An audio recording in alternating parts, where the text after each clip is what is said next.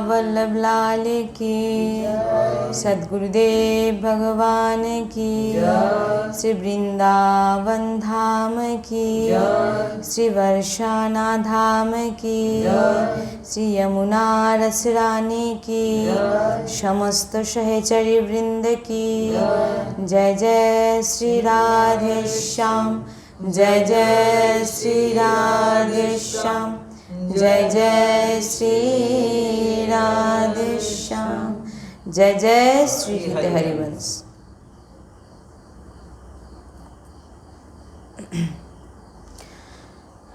আজকে সৎসঙ্গের বিষয় কালকে আমরা কি চর্চা করেছিলাম? কি চর্চা করেছিলাম? 10 নাম অপরাধ করেছিলাম না? কটা শুনিয়েছিলাম? শুধু একটাই শুনিয়েছিলাম যে পরনিন্দা, সাধুসন্ত নিন্দা, ভক্ত নিন্দা করলে কি হয়। ওটা 10টি নাম অপরাধের মধ্যে প্রথম কোনো ভক্তের প্রতি যদি অপরাধ করা হয়। দ্বিতীয় নাম অপরাধ হচ্ছে ভগবান শঙ্কর ও হরির মধ্যে ভেদ করা। মানে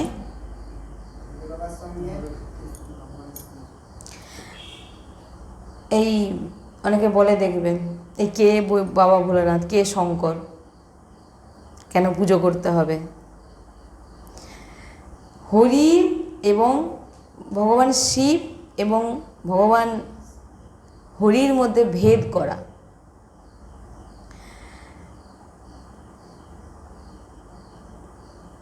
শঙ্কর হরির নাম ও রূপে ভেদ করা। হরি বড়, শঙ্কর ছোট, এরকম আছে অনেকে দেখবেন বলে কে শঙ্কর, কেন পুজো করব, কে শিব। বলছে বাবা ভোলানাথের যদি একটু পরিচয় জেনে যান না, মাথা ঘুরে যাবে একদম। কে শিব, মাথা ঘুরে যাবে একদম। কারোর মনে যদি এইরকম ভেদভাব থাকে যে ভেদভাব, পুজো করবেন না সেটা আলাদা কথা, কিন্তু ভেদ করা চলবে না। কে বড় কে ছোট, যে এই ভাব করে তার 10টি নাম অপরাধের মধ্যে একটি নাম অপরাধ লাগে। এটা দ্বিতীয় নম্বর নাম অপরাধ। 3 নম্বর নাম অপরাধ। 3 নম্বর নাম অপরাধ কি? গুরু অবহেলনা করা, গুরু অপমান করা। প্রথম বলছেন যে প্রথম যে নাম অপরাধ আমরা কালকে শুনেছি, ভক্ত যদি নিন্দা করি, অবহেলনা করি, সাধু অবহেলনা করি, তখন কি হয়? মাটিতে মিশে যেতে হবে, একদম শেষ হয়ে যাবে। সে যত বড় রাবণ হোক, সবাই মিশে গেছে, দুর্যোধন সবাই মিশে গেছে, এত বড় বলবান হয়েও। এবারে ভগবান শঙ্কর আর হরির মধ্যে ভেদ করা। বাবা ভোলানাথ বড়, হরি বড়, বাবা ভোলানাথ ছোট, তাতে দুঃখ পান, এটা নাম অপরাধ। 3 নম্বর অপরাধ গুরু অপমান বা গুরু অবহেলনা করা। 3 নম্বর অপরাধ। এই অপরাধ করলে আপনার ভগবানের নামে তো রুচি আসা দূরের কথা, মানে একদম ভক্তি শেষ। সেইটাই আজকে চর্চা করব। প্রথম নাম অপরাধ কি?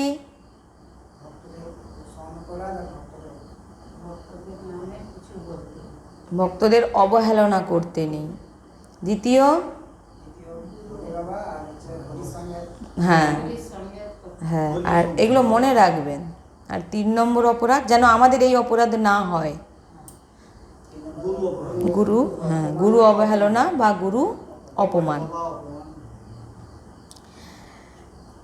যে কোনো বৃত্তিতে গুরুর মধ্যে দোষ দর্শন করা। যে কোনো বৃত্তিতে গুরুর মধ্যে, যে আমার গুরুর মধ্যে এই দোষ, তার অবহেলনা করা। বড় সুন্দর প্রসঙ্গ। শ্রী নিত্যানন্দ দাস বাবাজি, ইনার গুরুদেব ছিলেন বৃদ্ধ, বয়স্ক একদম। তিনি ঠিকঠাক দেখতেও পেতেন না। ওনার গুরুদেব বৃদ্ধ হয়ে গেছিলেন আর উনি ঠিকঠাক দেখতেও পেতেন না। তো নিত্যানন্দ দাস বাবাজি তিনি সেবা দিয়েছিলেন তিনার গুরুদেব তিনাকে, যে ভোগ রান্না করা এবং ঠাকুরকে নিবেদন করা এবং গুরুকে খাওয়ানো দাওয়ানো, এইটা তার সেবা ছিল। তো গুরুদেব সেবার জন্য এবং ঠাকুরজিকে ভোগ দেখাতেন, গুরুজিকে ভোগ পাওয়াতেন এবং গুরুজির সেবা করতেন, থাকতেন আশ্রমে। এবার গুরুদেবের সেবার জন্য দুই যুবতী শিষ্য ছিল, অর্থাৎ দুটি কন্যা শিষ্য ছিল গুরুজির সেবার জন্যে। তাই নিত্যানন্দ দাসজি সময় পেয়ে যেতেন যে তিনারা ফাঁক টাইমে আমি যাই কিছু করি না কেন, আমার বৃদ্ধ গুরুজি তিনাকে তারাও সেবা করতেন, সময় পেয়ে যেতেন নিত্যানন্দ দাস বাবাজি। তো গুরুদেবের আশ্রমে থাকতে থাকতে শ্রী রাধারমণের সেবা, শ্রী মধুসূদন গোস্বামী পাদের নিকটে গিয়ে হরিনামামৃত, ব্যাকরণ, শ্রীমদ্ ভাগবত আদি গ্রন্থের অধ্যয়নও তিনি করতেন। দুই যুবতী, যে দুটি কন্যা ছিলেন, গুরু সেবা করতেন এবং সেই সময়টা তিনি এই সমস্ত অধ্যয়নগুলো করতেন। তো নিত্যানন্দ দাস বাবাজির যে গুরু, মানে গুরু বোনরা ছিলেন, খুব যুবতী ছিলেন, অল্প বয়সী ছিলেন। আর ইনিও যুবক অবস্থা, নিত্যানন্দ দাস বাবাজিরও বয়স কম তখন। আর যে দুই গুরু বোন ছিল, যেমন আপনারা গুরু ভাই, তারা গুরু বোন ছিলেন, তিনারাও একদম অল্প বয়স। তো একই আশ্রমে সবাই থাকতেন। তো গুরুদেবের কাছ থেকে সেবা করা আর নবযুবতী যে গুরু বোনেদের প্রতি দোষ দৃষ্টি হয়ে যায়। মানে দুই যে অল্প বয়সী কন্যা ছিলেন, ওই নিত্যানন্দ দাস বাবাজি কী করেছিলেন, ওই দুই গুরু বোনের প্রতি ওনার দৃষ্টিটা খারাপ হয়ে যায়। তো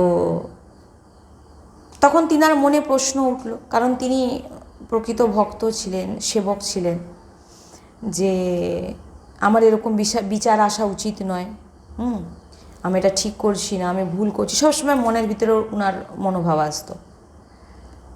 এমন স্থিতিতে নিত্যানন্দ দাস বাবাজি বিচার করতে লাগলেন যে আমার বৈরাগ্যকে আমি কি করে রক্ষা করব, কারণ আমার মন এদিক ওদিক যাচ্ছে, খারাপ দিকে চলে যাচ্ছে।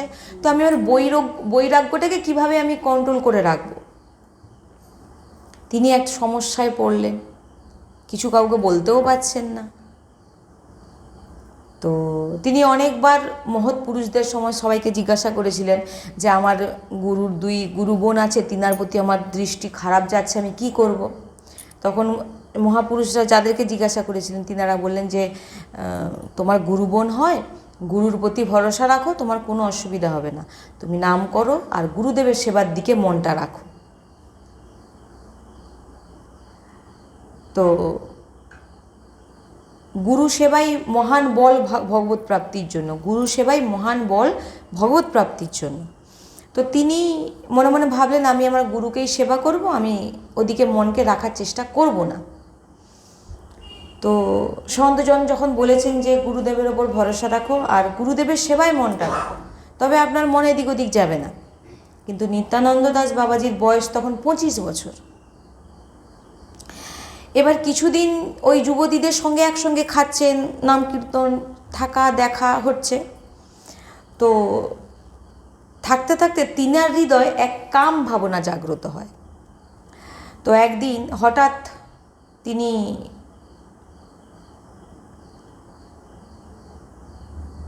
রাত্রেবেলা তিনি ঘুমোচ্ছেন, হঠাৎ তিনার মনে হলো যে সেই দুই যুবতীর দিকে তিনি আকর্ষিত হয়ে যাচ্ছেন রাত্রিবেলা। তো তিনি উঠে সেদিকে চলে যেতে যাচ্ছেন, তিনাদের রুমের দিকে, ঘরের দিকে চলে যেতে যাচ্ছেন। তিনার কাম ভাবনা জাগ্রত হয়েছে। তো তখন তিনার হৃদয় হঠাৎ সাড়া দিল, কারণ ভক্ত ছিলেন না, হঠাৎ সাড়া দিল যে এটা আমি কি করছি। তখন তিনি সেইখান থেকে তৎক্ষণাৎ দ্রুত গতিতে সেখান থেকে দৌড়াতে লাগলেন। দ্রুত গতিতে চললেন একদম গোবর্ধনের কি যাই ওখানে বনটার নাম লেখা আছে, সেখানে পুচরির নিকট বনে এসে ভাবছে, মানে বৃন্দাবনেরই একটি জায়গায় স্থানে গিয়ে সেখানে দৌড়ে দৌড়ে একদম চলে গেলেন খুব দ্রুত গতিতে। জ্বলন হচ্ছে ভিতরে, আমি কি করতে যাচ্ছিলাম, আমি একটি সাধক হয়ে আমি এই খারাপ কাজটা কি করে নিজের গুরুবনদের ওপর আমার খারাপ দৃষ্টি, এই রকম ভাব করতে করতে তিনি দ্রুত গতিতে ছুটতে লাগলেন। মনের ভিতরে খুব জ্বলন, খারাপ লাগছে, লজ্জা লাগছে। গুরু বোনেদের প্রতি এরকম ভাবনা আমার মনে জাগলো, আমি এত নীচ, আমি এত পাষাণ হয়ে গেলাম। এইভাবে তিনি বললেন, আমি এবার থেকে আর অন্ন জল আমি পাবো না, আমি নিজেকে শেষ করে দেব। নিত্যানন্দ বাবাজি ভাবলেন যে আমি আর অন্ন জল আমি গ্রহণ করব না, আমি ত্যাগ করে আমি নিজের জীবনকে শেষ করে দেব। তো দিয়ে তিনি কি করলেন, ছোট্ট একটি গুহার মধ্যে ঢুকে গেলেন। 3 দিন পর্যন্ত নিরাহারে তিনি ভগবত নাম করছেন, তার ভিতরে বসে আছেন। যতক্ষণ বাঁচব এই দেহকে আমি শেষ করবে, কারণ এই দেহ আমাকে একদম খারাপ জায়গায় নিয়ে যাচ্ছিল, এই দেহটাকে আমি শেষ করে দেবো, আমি আর বাঁচতে চাই না। গুহার ভিতর ঢুকে বসে আছেন, কারণ এদিক ওদিক থাকলে লোকজন ধরে খাইয়ে দেবে, অসুস্থ হয়ে গেলে খাইয়ে দেবে, ওই জন্য লুকিয়ে গেছেন, ওর ভিতরেই নিজে শেষ হয়ে যাবে, এরকম একটা মানসিকতা। তো 3 দিনের দিন এক মাহাত্ম্য গুহা থেকে তিনাকে টেনে বার করল। 3 দিনের দিন এক সন্ত তিনাকে সেই গুহা থেকে টেনে হিঁচড়ে বার করল। তো বার করানোর পর বললেন, তুমি মরতে যাচ্ছ কেন, জিজ্ঞাসা করছেন। তখন বলছেন, আমার এই বিকার, আমি এই দেহকে রাখতে চাই না, আমি এমন নীচ মনোভাব আমার হয়ে গেছে যে আমি আর বাঁচতে চাইছি না, তো আমি নিজের এই দেহটাকে আমি নাশ করে দেবো। তখন সেই সন্ত বলছেন, আরে মূর্খ, মরছিস কেন, সমস্ত বিকারকে নাশ করে দিতে পারে, সমস্ত কামনা বাসনাকে নাশ করে দিতে পারে একটি মাত্র নাম। তুই নাম নে,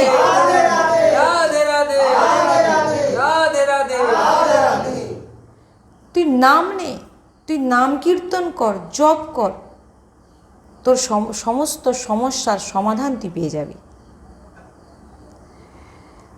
আর তুই যেভাবে মরবি বলছিস, মরে আরেকটি শরীর পাবি, এ জন্মের জ্বলন, আবার পরের জন্মের জ্বলন, আরও তোর দুর্গতি আরও বেড়ে যাবে।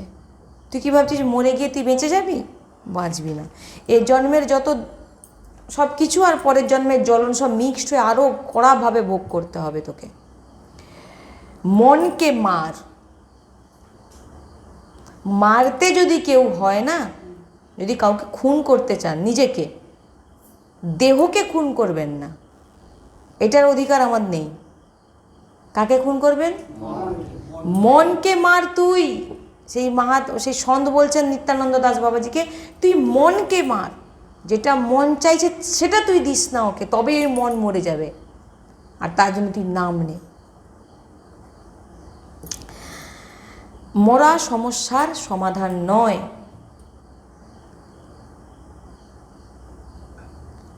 যারা অজ্ঞানী, যেভাবে হোক শরীর ছেড়ে দেব,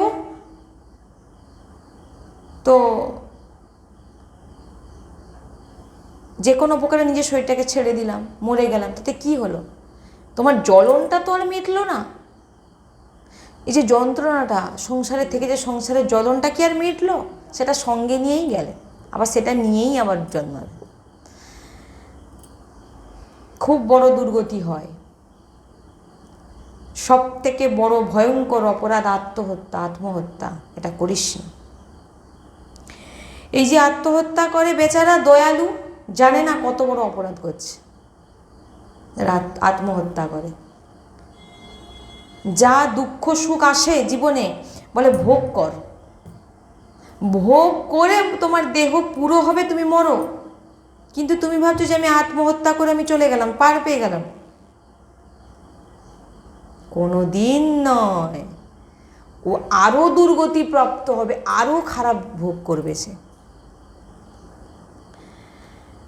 তাই এখানে বলছেন যত সুখ আসুক দুঃখ আসুক ভোগ করো, ভোগ করো, ভগবত ভজন করো। আর যত কষ্ট আসুক দুঃখ আসুক সেটাকে মেনে নাও, ভগবানের রাধেশ্যাম রাধেশ্যাম করো, সব শান্তি হয়ে যাবে। তুমি এই জন্মে সব শেষ করে দাও, কেন সঙ্গে নিয়ে যাবে? এটাই বলছেন এখানে। তুমি নিজের দেহটাকে শেষ করে দিলে, জ্বলনটাকে শেষ করতে পারলে সেটাকে সঙ্গেই নিয়ে যেতে হবে। তাই তুমি মনকে মেরে জ্বলনটাকে এখানে শেষ করে দাও, তখন আর তোমাকে এর পরের জন্মও নিতে হবে না, ভগবত প্রাপ্তি হবে, আর এই কষ্টে ফিরতে হবে না। প্রাণ ত্যাগ করা সমস্যার সমাধান নয়। আবার দেহ পাবে, বিকার আবার হবে, আবার কষ্ট পাবে, এমন বলে মাহাত্ম্য চলে গেলেন। কাকে বললেন? নিত্যানন্দ দাস বাবাজিকে।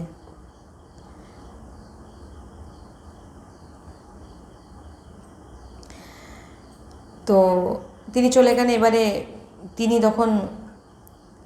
তিনি যেন মনের মধ্যে একটি পাওয়ার পেয়ে গেলেন, নবীন জীবন ফিরে পেলেন, যে না কিছু তো আমি শান্তি হলো।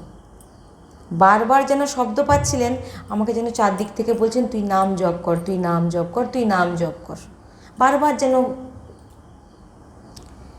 এবার তিনার হৃদয় একটু শান্তি পেল, শান্তি হলো। এই জন্য সৎসঙ্গ। সাধু সন্ত কী করলেন, কি জ্ঞান দিলেন, কি উপদেশ দিলেন? এটা যদি সাধু সন্ত না ওনার কাছে যেতেন তাহলে উনি কি করত? তাহলে এটাকেই সৎসঙ্গ বলে, যেখানে গেলে আপনার হৃদয় শান্তি পাবে, আপনি সঠিক রাস্তা খুঁজে পাবেন। আপনি কোন রাস্তায় যাবেন দিশাহারা হয়ে গেছেন তো, সৎসঙ্গে চলে আসবেন, আপনার রাস্তা আপনি দেখবেন ভগবান আপনার মনের কথা সৎসঙ্গের মাধ্যমে বলে দেবে। রাধে রাধে রাধে রাধে রাধে রাধে রাধে। একটু নতুন বল পেয়ে গেলেন নিত্যানন্দ দাস বাবাজি, উৎসাহপূর্ণ হয়ে গেলেন যে না এবার আমাকে নাম জপ করতে হবে। তো উৎসাহ, তিনি উচ্চস্বরে মানসী গঙ্গায় তিনি নাম কীর্তন শুরু করে দিলেন। সেখানে একটি ছোট্ট কুটির করলেন, কুটিরে মানসী গঙ্গার বসে তিনি উচ্চস্বরে নাম সংকীর্তন জপ শুরু করে দিলেন। তিনি একটা ধর্ম সংকটে পড়লেন। আবার চিন্তা করতে লাগলেন যে গুরুদেবের বিনা আজ্ঞায়, গুরুদেবকে কিছু বলিনি, গুরুদেব আমার ওপর পুরো, গুরুদেব কি করেছিলেন, পুরোপুরি তিনার ওপরে ভরসা ছিলেন, যে ভরসা গোবিন্দের প্রতি, কিন্তু গোবিন্দের দাস হিসাবে তিনাকে রেখেছিলেন, ভগবানই সব রেডি করে দিয়েছিলেন, আর তিনি গুরু বিনা গুরুকে না বলে চলে এসেছিলেন। এইবারে মনে জ্বলন শুরু হলো, আমি তো আমার গুরু, বৃদ্ধ গুরুদেবকে আমি ছেড়ে দিয়ে চলে এসেছি, যে গুরুদেব দেখতেও পান না আর ভোজন করতে পারেন না, সেবা কি করে করছেন। এইবারে জ্বলন শুরু হয়েছে, কি হচ্ছে আমার গুরুদেবের, কে আমার গুরুদেবের সেবা করছে, কে দেখছে আমার গুরুদেবকে, কি করব আমি। এইবারে মন ছটপট ছটপট করছে, কি করে গুরুদেবকে সূচনা দেব, কি করব খুঁজে পাচ্ছেন না। এবারে তিনি ধর্ম সংকটে পড়ে গেছেন। মনে মনে আবার ভাবছেন যে আমি কি গুরুদেবের কাছে দৌড়ে চলে যাব আর চলে গিয়ে ক্ষমা চাইব, এরকম চিন্তা করছেন। দিয়ে পুনঃ আবার গুরুদেবের সেবায় থেকে যাব, না শুধু নাম জপ কীর্তনই করব। ভাবছেন, চিন্তা করছেন যে গুরুদেবের কাছে গিয়ে আবার কি গুরুদেবকে সেবা করার জন্য চলে যাব, না এখানেই বসে আমি নাম সংকীর্তন করব। তাই ভগবানের কাছে প্রার্থনা করতে লাগলেন, ভগবান আমাকে মার্গ দেখাও, এমন দুবিধার মধ্যে আমি ফেসে আছি, কি করব। তারপরে দেখলেন হঠাৎ এক বৈষ্ণব এসে তিনাকে বললেন, তোমার গুরুদেব তোমাকে ডাকছে। তিনার গুরুদেব তিনাকে ডাকছে। রাধে রাধে রাধে রাধে রাধে রাধে রাধে রাধে রাধে রাধে রাধে রাধে। তিনার মনের বিকার তিনি গুরুদেবকে কিন্তু প্রথমেও বলেননি। সন্তরা বলেছিলেন গুরুদেবকে সব জানাও, তোমার গার্জেন আছে, তুমি জানাও তাকে, তুমি জানাওনি। ওখান থেকে ছেড়ে চলে গেছেন, গুরুদেবকে তাও বলেননি, চলে গেলেন গুরুদেবকে ছেড়ে দিয়ে। এইবারে সেখানে গিয়ে আর ভজন করতে পারছেন না, কারণ ভজন করছে কার বলে?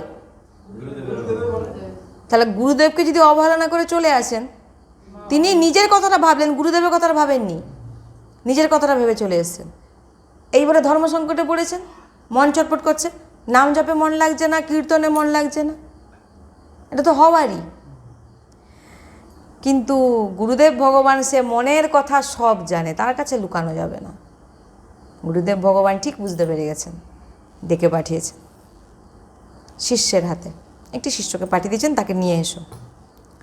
এতদিন ধরে তো তিনি নাম জপ করছিলেন, গুরুদেব তো ডাকেনি, কিন্তু এখন যখন তার ভিতরে জ্বলনটা আসলো, তখন তিনি বুঝতে পারলেন, গুরুদেব তখন তিনাকে কাছে ডেকে নিলেন।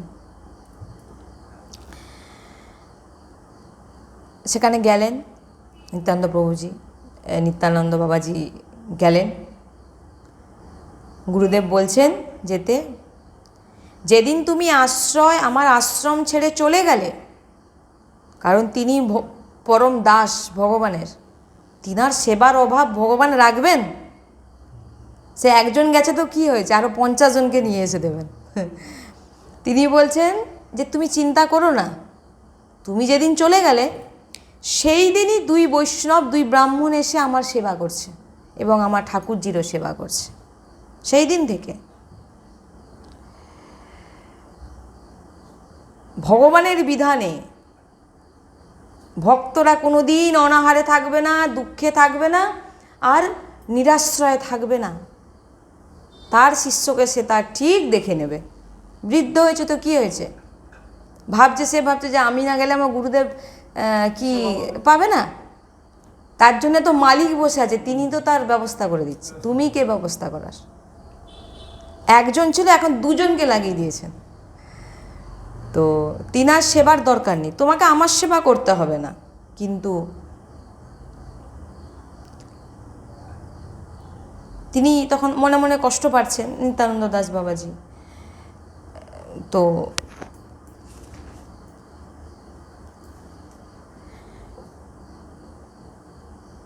গুরুদেব তখন গুরুদেবের কাছে গিয়ে বলছেন, গুরুদেব আমি নাম সংকীর্তন করতে পারছি না। আর গুরুদেব দিব্য দৃষ্টি দিয়ে, যখন নিত্যানন্দ দাস বাবাজি কুটিরের মধ্যে, যখন এখানে একটা প্রসঙ্গ বলেছে, নিত্যানন্দ দাস বাবাজি যখন কুটিরের মধ্যে যখন নাম সংকীর্তন করছিলেন, উনি যে বারবার গুরুদেবের কথা স্মরণ করছিলেন, সেখানে গুরুদেব দিব্য দৃষ্টি দ্বারা দেখে নিয়েছে। হ্যাঁ, দিব্য দৃষ্টি দ্বারা জেনে নিয়েছে যে এ এখন আমার জন্য চিন্তা করছে, ভজন করতে পারছে না। গুরুদেব সবসময় তার শিষ্যের কল্যাণ চায়। গুরুদেব যখন বুঝতে পারলেন যে তার শিষ্য আমার কথা ভেবে ভজন করতে পারছে না, তখন তিনি ডাকতে পাঠালেন। বুঝতে পেরেছেন তো?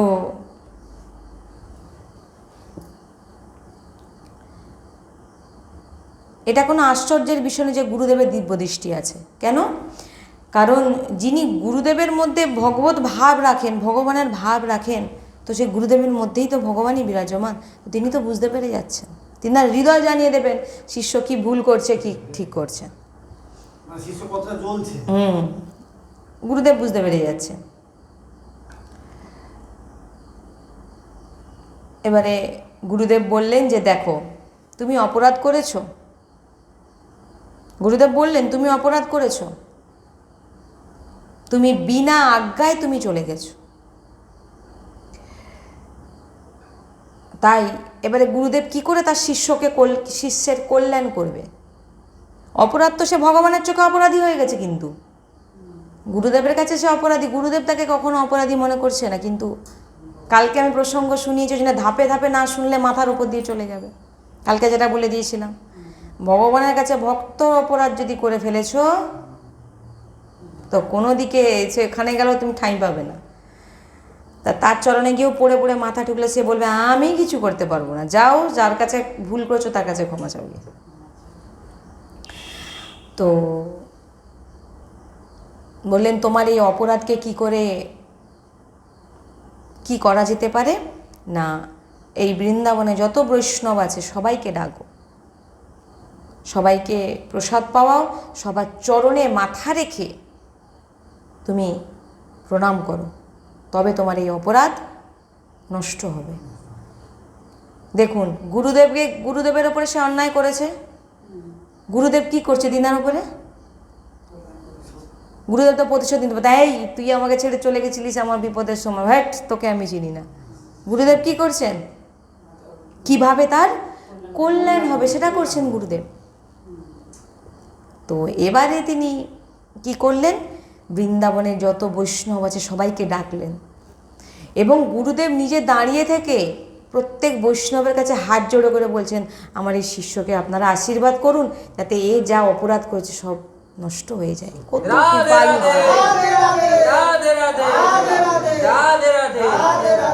কত কৃপালু গুরুদেব। নিজে দাঁড়িয়ে থেকে প্রত্যেক বৈষ্ণবদের চরণে তার শিষ্যের মাথা ঠুকিয়ে দিচ্ছে চরণে, তাকে একটু আশীর্বাদ করো যাতে ওর অপরাধটা নষ্ট হয়ে যায়। সবাই প্রণাম করলেন, সবাইকে প্রণাম করলেন, আর সবাই ভরপুর আশীর্বাদ দিলেন। আর সবাইকে বললেন যে আমার এই শিষ্যকে আশীর্বাদ দিন যাতে এর ভজনে মন লাগে, কারণ এই তো নাম করতে পারছে না, গুরু অপরাধ করে ফেলেছে, ওর নাম করতেই পারবে না। এই তো এখানে চরিত্র দেখুন, সে এইটা করে তিনাকে সাধু সন্ত বললো তুই নাম জপ কর, তুই পারবি। এবার নাম জপ করতে পারছে না, নাম যে জপ করবে সে বলটা তো গুরুদেব দেবে। এবার যেখানে এবারে তার মনে জ্বলন শুরু গেছে, কেন? কারণ ভগবানের ভক্তের ওপর অপরাধ করে ফেলেছে, তার জ্বলন তো হবে, সে কি তার নাম করতে পারবে নাকি? তো গুরুদেব সবাইকে হাত জোড় করে করে বলছে একে আশীর্বাদ করে, একে আশীর্বাদ করে, যেন এর ভজনে রুচি বাড়ে, যেন নাম জপ করতে পারে, যেন ভগবত ভক্ত হতে পারে। গুরুর হৃদয় কীরকম হয় দেখুন। গুরুজি দাঁড়িয়ে প্রার্থনা করছে, তিনার দরকার আছে কোনো? তিনি তো এত বড় ভক্ত গেছেন, তিনার কি দরকার আছে কোনো যে শিষ্যকে তার অপরাধ যেন মাফ হয়ে যায়?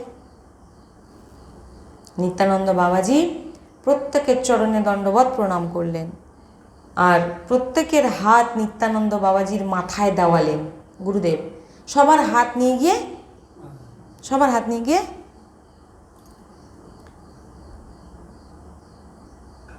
কত করুণা গুরুদেবের।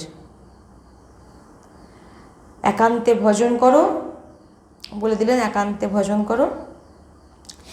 এবার নিত্যানন্দ দাসজিকে বললেন যাও তুমি যেখানে ভজন করছিলে সেখানে গিয়ে ভজন করো।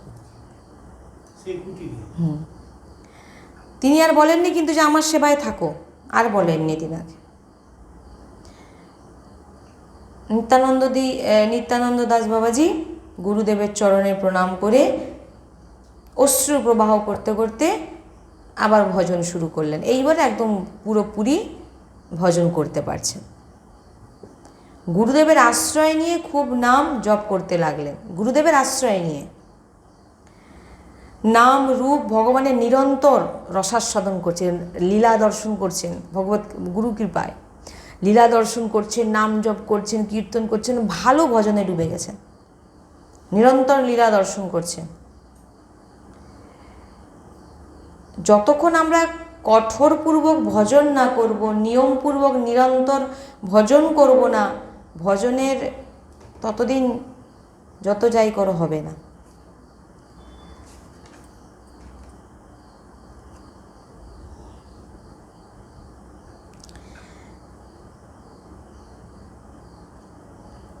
এইবারে কি হলো, একদিন গুরুদেবের অবস্থা এবারে তিনি ধামে যাবেন, তিনি দেহ রাখবেন।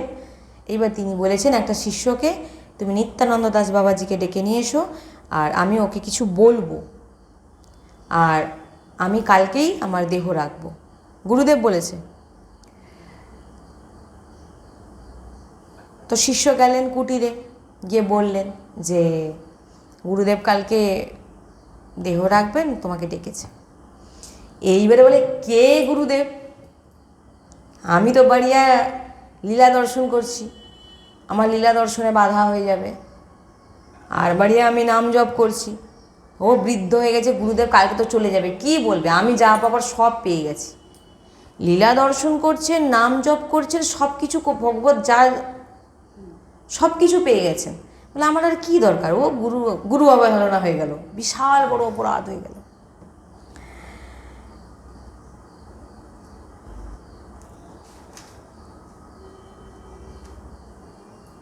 তৎক্ষণাৎ সব ব্ল্যাঙ্ক,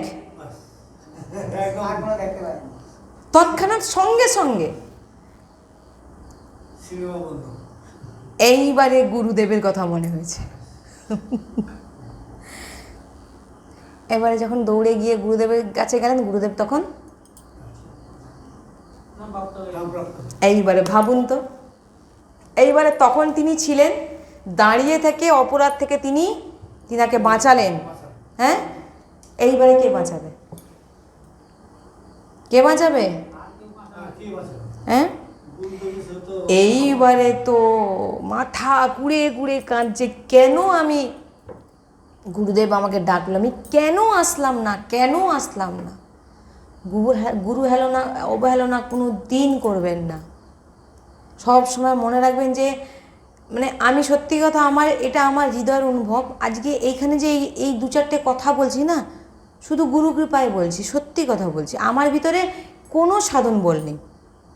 মানে এটা আমি প্রশংসা পাওয়ার জন্য বলছি না যে আমি এটা বলে আমাকে সবাই ভালো বলবে, কত বড় ভজনানন্দী।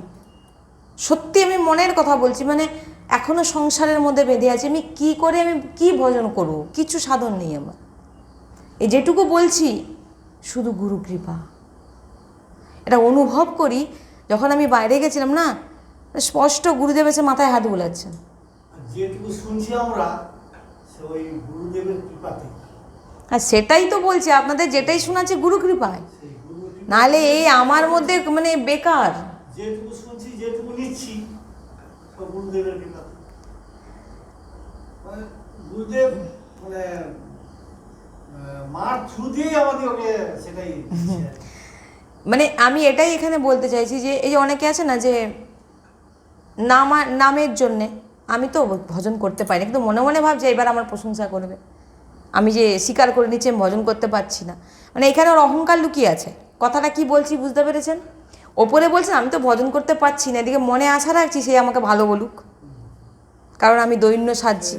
ওটা তো বাইরের নাটক হয়ে যাচ্ছে। আমি মন থেকে বলছি আমি কিছু সাধন ভজন করতে পারি না, সারাদিন ব্যস্ততার মধ্যে থাকি, কিচ্ছু সাধন ভজন করতে পারি না। খালি ভাবি আমি কি সাধন ভজন করছি, কিছুই করতে পারছি না, কিছুই পারছি না। আর যতটুকু আমি আপনাদের কাছে এইটুকু সেবা আমাকে দিয়েছে শুধু গুরু কৃপা। এই জিহ্বায় যে বলছি না, শুধু গুরু কৃপা। এইবারে নিত্যানন্দ দাস বাবাজি বলা মাত্র সঙ্গে সঙ্গে ব্ল্যাঙ্ক, আর গুরুদেব ধামে চলে গেছেন। এইবারে লীলা দর্শন বন্ধ, নাম জপ করা বন্ধ, কীর্তন করা বন্ধ, সব বন্ধ। কিছুই করতে পারছেন না। জ্বলন শুরু হয়ে গেছে ভিতরে। মাথা কুড়িলে কোথা থেকে আসবে এবারে?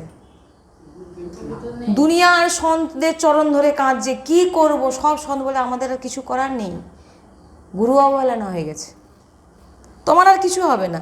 তুমি ভেবেছিলে আমি গুরুর থেকে বড় হয়ে গেছি, লীলা দর্শন করছি, আমি ভগবানের লীলায় যুক্ত হয়ে গেছি, সব হয়ে গেছি, কিন্তু তুমি ওটা হয়েছো কার কৃপায়? হ্যাঁ, তুমি হয়েছো কার কৃপায়? আর গুরুদেব একবার অপরাধ করার পর গুরুদেব তোমাকে বাঁচালো, আর দ্বিতীয়বার তো গুরুদেবই আর বাঁচানোর মতো নেই।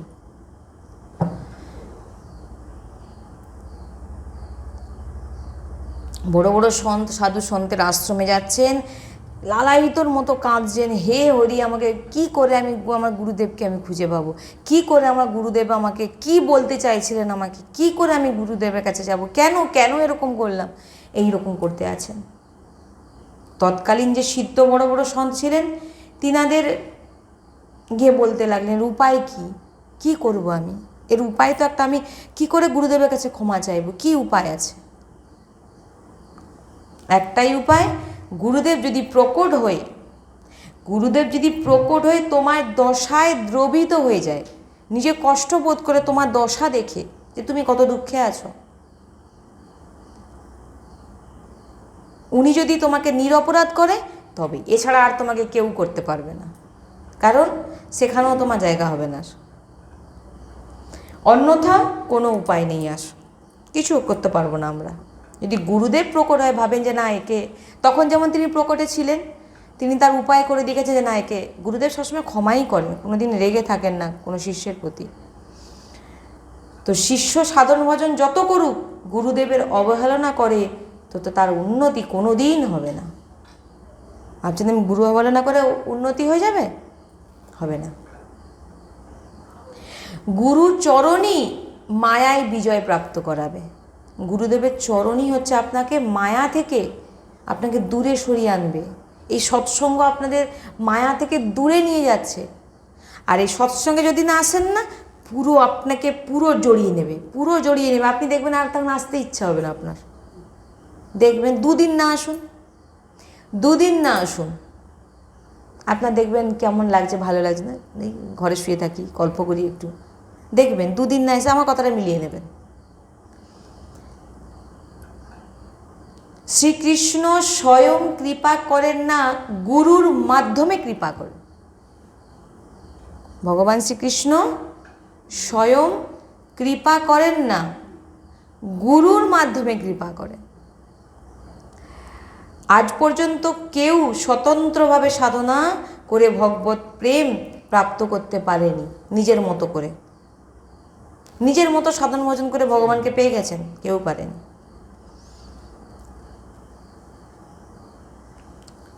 এমন ব্রজমণ্ডলের সিদ্ধ যে সন্ত বাবাজিরা আছেন, তেনারা উপদেশ করলেন, যারা গুরুদেবের চরণের আশ্রয় নিয়ে ভজন করেন তাকে কখনো কৃষ্ণ ছাড়ে না।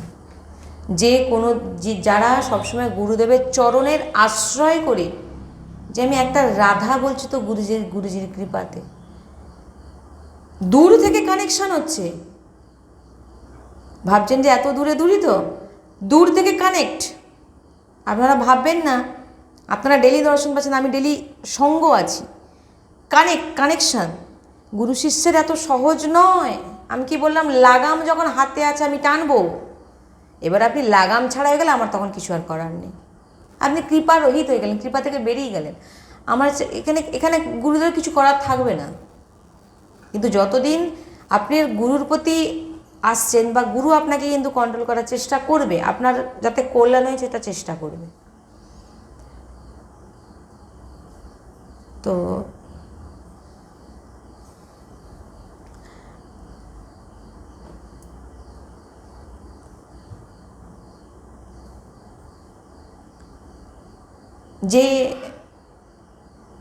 সেখানকার যে যত সাধু ব্রজবাসী, যে সমস্ত সাধু সন্তগণ ছিলেন, তিনারা গুরুদেবের বললেন যে গুরুদেবের চরণাশ্রয় হয়ে যে কৃষ্ণ ভজন করে তাকে কখনো কৃষ্ণ ছাড়ে না, কিন্তু গুরু বিনা যে কৃষ্ণকে ভজন করবে তাকে কিন্তু কৃষ্ণ ধরবে, কখনই ধরবে, কারণ মাধ্যমটা গুরু হবে।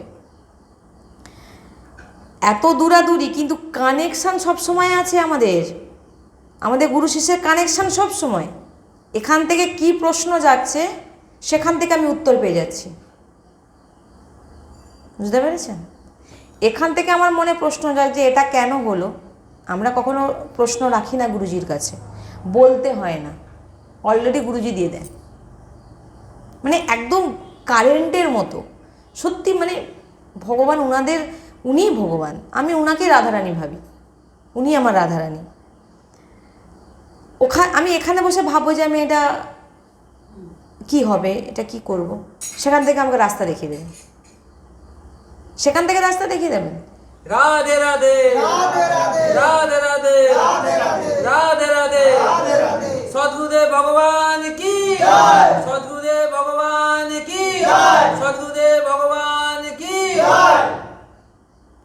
একে গুরু কানেকশন, গুরু শিষ্যের কানেকশন বলে। বুঝতে পেরেছেন?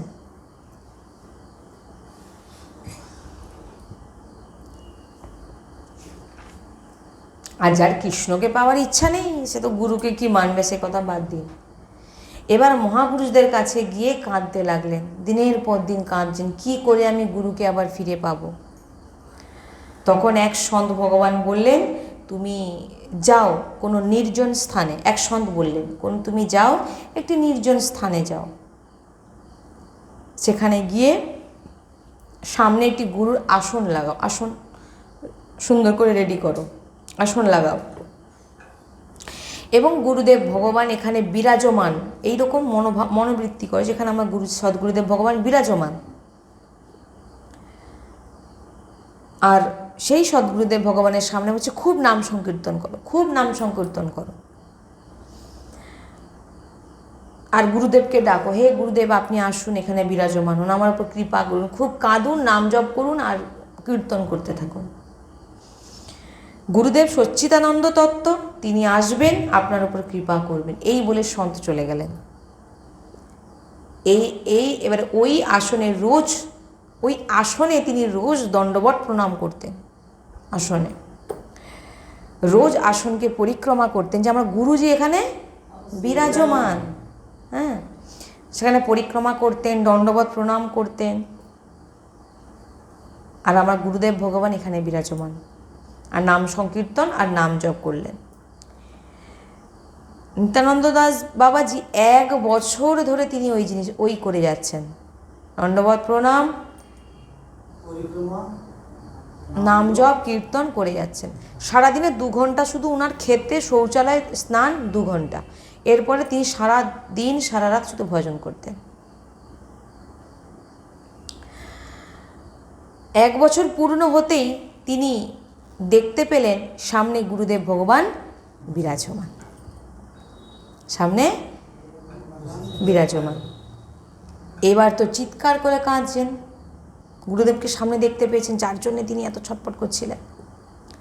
চরণ স্পর্শ করতে যেই তিনি গেলেন, গুরুদেব বললেন, বৎস সময় চলে গেছে। গুরুদেব বলছেন, সময় চলে গেছে, আমি অনেক করুণা করে তোকে ডেকেছিলাম, অনেক করুণা করে তোকে ডেকেছিলাম, তুই আয়, কিন্তু তুমি অবজ্ঞা করে দিলে, তুমি অবহেলনা করে দিলে, তুমি আসলে না, তো আমি কি করব? তোমার কল্যাণের জন্যেই তো আমি তোমাকে ডেকেছিলাম, তুমি তো আসলে না, তো আমি কি করতে পারি এখানে? গুরুজি বলছেন বৎস, আমি তো তোমাকে ডেকেছিলাম করুণা করে, তুমি তো আসলে না, আমি এখন কি করব?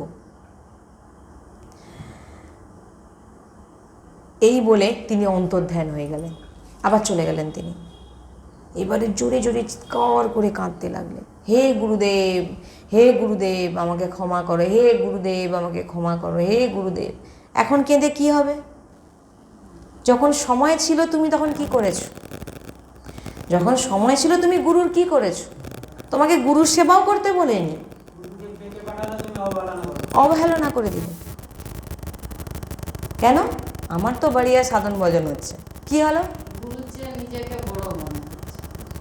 বলছে আমার আর গুরুর দরকার নেই, আমি তো লীলা দর্শন করছি, নিত্য লীলা। এরপর তিনি আহার আরো কম করে দিলেন, আহার, পরিক্রমা, পুজো দিনের পর দিন তিনি করতে লাগলেন। এমন তিনি গুরুদেবের আসন লাগিয়ে এমন কীর্তন ভজন এমন করলেন যে ওই স্থান পুরো যেন সেই ভগবত গম গম করছে নামে।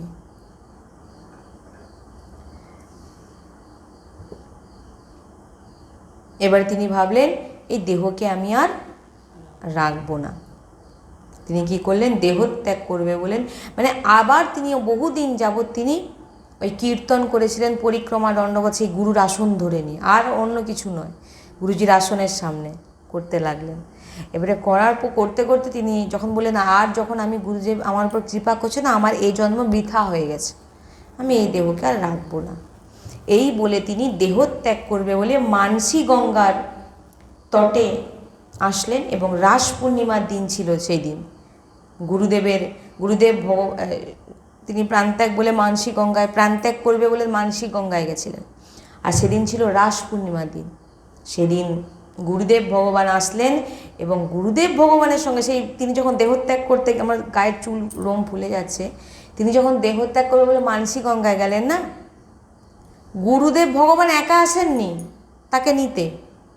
গুরুদেব ভগবানের সঙ্গে বিহারিঞ্জু, লাডলি লালজু, শ্যামা শ্যামজু, রাধা কৃষ্ণ দুজন হাতে হাত ধরে গুরুদেব ভগবানের সঙ্গে আসলেন। গুরুদেব বলে তোকে প্রাণ ত্যাগ করতে হবে, তুই আমাদের সঙ্গে চল। রাধে রাধে রাধে রাধে রাধে রাধে। আর বললেন চল এবার আমি যেখানে থাকি তোকে নিয়ে যাব। গুরুদেব কি বলে নিয়ে গেলেন? আমি যেখানে থাকি। গুরুদেব কাদের সঙ্গে থাকে? কাদেরকে নিয়ে এসছে? চিন্তা করতে পারছেন উনি দেহটা যখন রাখছেন ওনার স্থিতি কি? গুরুদেব ওই যে বললাম আমি ওনাকে কি বললাম এখনই, আমি তখন গ্যারেন্টার থাকবো না, আমি ওনাকে ওই কথাটা বললাম না এখনই। গুরুদেব ভগবান সঙ্গে করে ভগবানকে নিয়ে এসছেন, চল তুই চল, আমি যেখানে থাকি তুই চল। এর ওপর আর কি, মানে তিনি ভগবানকে সঙ্গে করে নিয়ে এসছেন আর কি। তাই জন্য এখানে বলছেন যে এই 3 নাম অপরাধ, গুরুদেবের অপমান, গুরুদেবের অবহেলনা, এইগুলো যেন কোনোদিন না হয়। যিনি আমাদের জীবন স্বরূপ, তিনার জীবন স্বরূপ মন্ত্র নাম আমাদের দিয়েছেন, আমরা যেন কখনো অবজ্ঞা তিনাকে না করি, অবহেলনা যেন কখনো না করি। আজকে এই 3 নম্বর পর্যন্ত আমাদের বিশ্রাম রইল। এর পরের দিন আমরা 10টি নাম অপরাধের মধ্যে আমরা 4 নম্বর শ্রবণ করব। আজকে এখানে বিশ্রাম দিলাম। তাই আজকে যে আমরা শিখলাম কি, যত বড় যেটা যাই হোক না কেন গুরু অবহেলনা যেন কেউ কখনো না করে। কি কথা বললাম এটা সবসময় জেনে রাখবেন, আর সবাইকে বলবেন গুরু অবহেলনা করতে না কখনো, না হলে ইনার মতো অবস্থা হবে। গুরু হয়তো কি করুণা করবে বলে ডাকছিলেন, না গিয়ে শেষ পর্যন্ত তিনি তার মঙ্গলই করে গেলেন। শেষ পর্যন্ত তিনি কি মঙ্গল করলেন? তিনি এত অবজ্ঞা করার পর গুরুদেব সেই ভগবানকে নিয়ে এসে তাকে নিয়ে গেলেন। এর থেকে বেশি আর কি করতে পারে?